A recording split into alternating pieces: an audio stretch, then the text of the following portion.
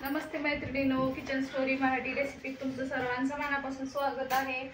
आज बनवणार आहे आपण ओल्या नारळाची ओडी बर्फी। हे बघा, इकडे एक नारळ फोडून घेतलेला आहे आधी। आता ह्याला आपल्याला फोडायचं आहे आणि ही घेतलेला आहे बारीक कापून। गुळ घेतलेला आहे आपण। तर मस्त अशी गोड छान मस्त आपल्याला आपल्या ओल्या नारळाची बर्फी करायची आहे।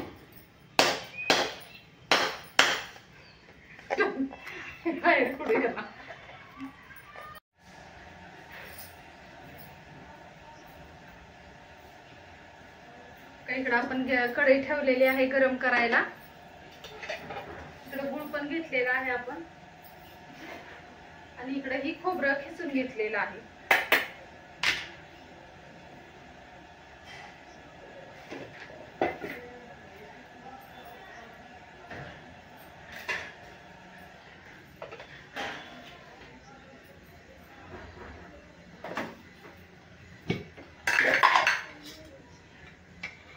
थोडंसं तेल टाकून आपल्याला खोबऱ्याला थोडंसं भाजून घ्यायचं आहे।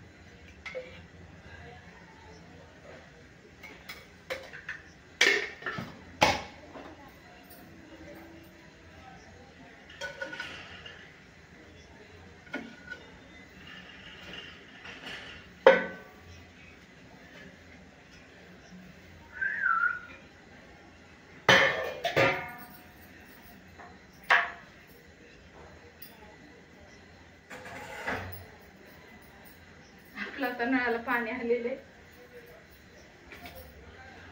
खोबरं आपण छान मस्त आपल्याला हे खोबरं खरपूस भाजून घ्यायचं आहे। आधी बंद करायला। आता थोडंसं आपण हे छान मस्त असं एकदम असं थोडंसं खोबरं भाजलं ना म्हणजे खमंग लागतं, त्यासाठी आपल्याला खोबरं भाजून घेऊया। हे बघा, खोबरं आपलं चांगलं भाजलेलं आहे। आता आपण खोबरं काढून घेणार आहे।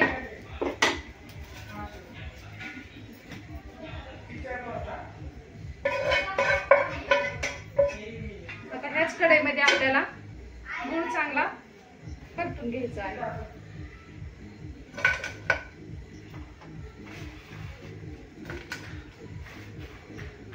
दोन नारळाचं खिस आहे ही इथं घेतलेला आहे। पावशेर गूळ,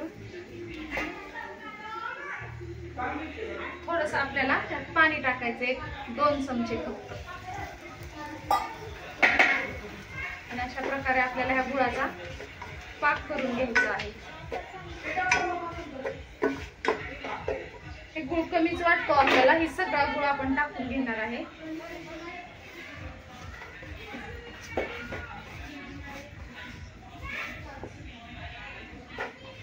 आणि असं आपल्याला गुळातले सगळे खडे फोडून पाक करून घ्यायचा आहे।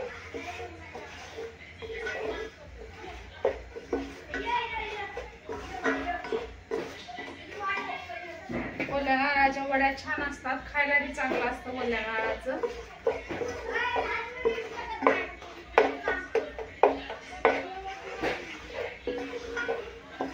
गुळाचा आपण थोडासा चिकट पाक बनवून घ्यायचा आहे।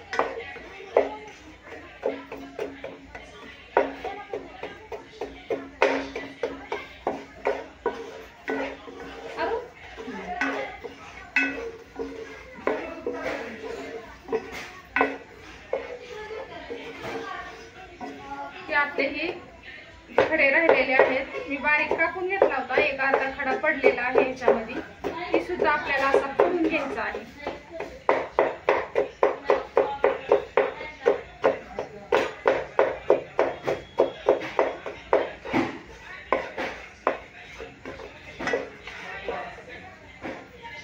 अरे जरा आवाज कमी करा।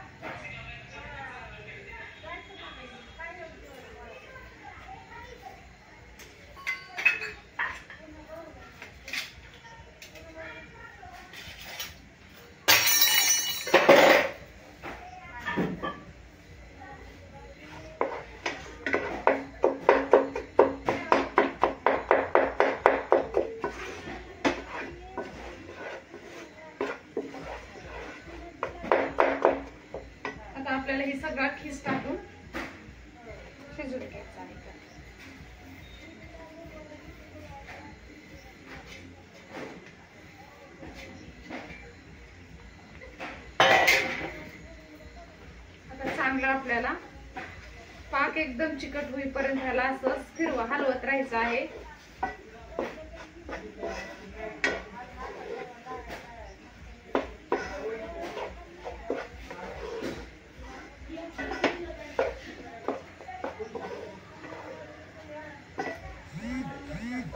हलवून हलवून आपल्याला ह्याला घट्ट एकदम बनवायचं आहे. तर चांगलं आपण ह्याला शिजवून त्यातलं पाकाचं पाणी कमी करून घेऊन शिजवून ठेवायचं आहे. शिजवून घट्ट बनवायचं आहे याला आपल्याला.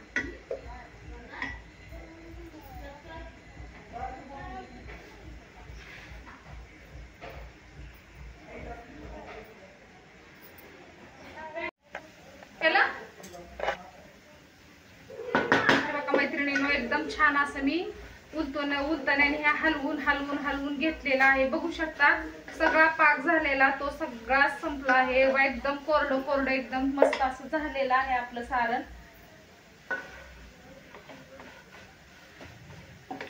आता आपल्याला हे वडी एकदम सेट होईल का ह्यासाठी बघायचं असेल तर आपण काय करायचं, थोडासा पाण्याचा हात घ्यायचा आणि हे बघा अशा प्रकारे ही गुळी बनवायची. हो का, मस्त असं पूर्णपणे ही सेट होतं आणि भरपूर त्याला चिकटपणा आलेला आहे. तर ही आता आपली वडी सेट होण्यासाठी एकदम मस्त सारण झालेलंच आहे. हे बघा असं एकदम असं गुळाचा चिकटपणा तयार झालेला आहे. ह्याला फक्त आपण जवळ ठेवलेला आहे गुळ टाकलेला असतो ना तोपर्यंत फक्त हे असं उलताना हलवत राहायचं आहे. नाहीतर मग ते काय होतं, चिटकतं करपतं वगैरे. अजिबात करपलेलं वगैरे काय नाहीये. बघू शकता हे बघा छान असं झालेलंच आहे. तर आपल्याला आता एका ताटाला तूप नाहीतर तेल लावून घ्यायचं आहे. जे आहे आता मी तेलच लावत आहे. तुपाचा वापर करू शकत असते पण छान आहे करण्यासाठी. आता ताटाला मी लावून घेतलेलं आहे. आपल्याला हे त्याच्यामध्ये काढून घ्यायचं आहे.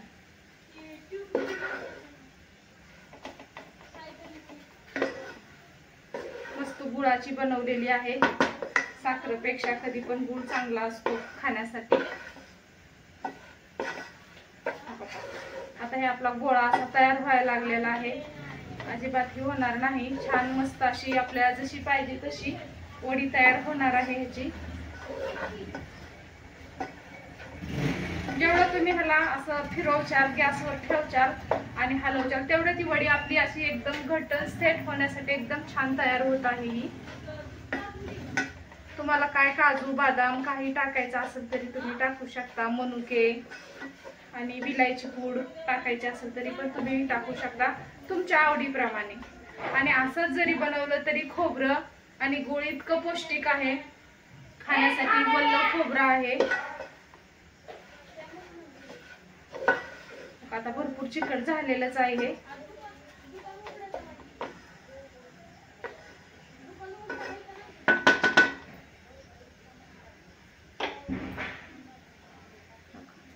एकदम चिकट झालेला आहे.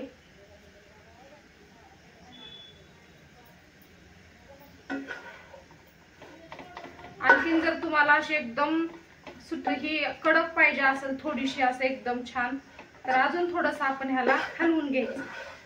आणखीन चांगलं सेट होईल. जसं आपण बुंदीसाठी वगैरे पाक बनवतो मग बुंदी आपली कशी एकदम अशी फडफडीत होती. त्याचं कारण आहे की पाक आपण चांगला जास्त वेळ तिथे ठेवला असा परतून घेतला की ते तसं होतं. तसं ह्या गुळाचं आहे. जेवढं तुम्ही कढईमध्ये अशा प्रकारे परतून घ्यायच्यात तेवढी वडी आपली अशी छान होईल. आपल्या हाताला सुद्धा चिटकणार नाहीये खाताना.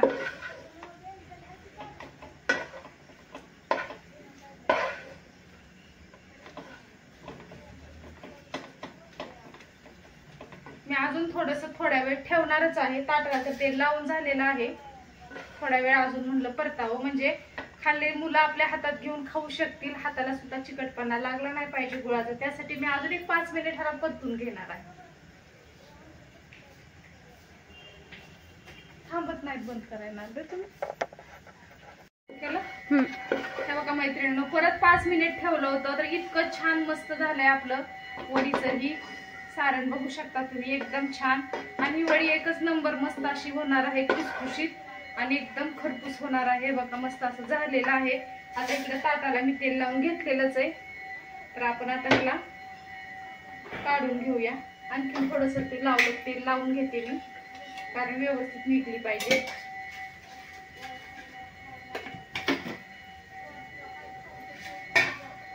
कपडा आता हे आपल्याला असं काढून घ्यायचं आहे या ताटात. मस्त ना? हा.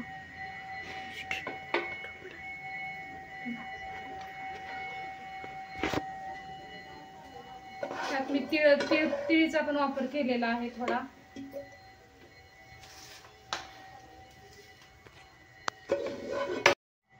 बघू शकता किती छान मस्त असं खोबऱ्याचं झालेलं आहे. आणि मला सेट सुद्धा करता येईना, एवढा लवकर ही सेट व्हायला लागलेला आहे. बघू शकता. आता मी ह्याला एका वाटीनेही करणार आहे, उलटण्याने काय जमत नाहीये. हे बघा, एक वाटी घेतलेली आहे मी. वाटीने आता पसरवून घेते, कारण एवढं छान हे बघा सेट एकदा झालं ना परत आपल्याला ही करता येणार नाहीये. हे बघा, वाटीला तेल लावून घेतलेलं आहे मी, कारण चिटकायला लागलं होतं. हे गरम आहे सारण, त्याच्यामुळे सेट करणं जरा मुश्किल आहे. हे बघा, मस्त एकदम असं एकदम कडक छान व्हायला लागलेली आहे वडी आपली. खोबरं गुळ एकदम छान बरोबर व्यवस्थित पडलेला आहे. पावशेर गुळ आणि मी 2 खोबरे नारळ घातलेला आहे ह्याच्यामध्ये.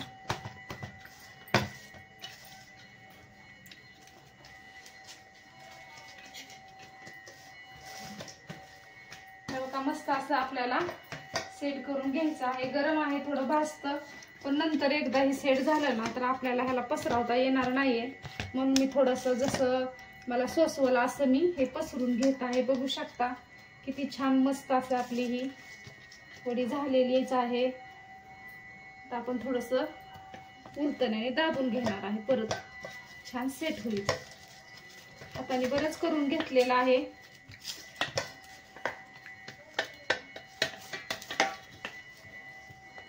काप मारून घेऊया.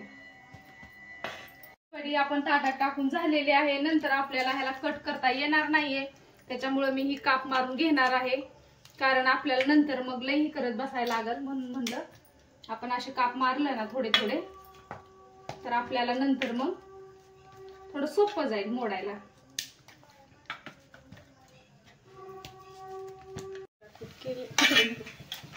हे बघा, आत्ताच आपण ठेवलं होतं मैत्रिणीनं, किती लवकर बघा सेट झालेला आहे.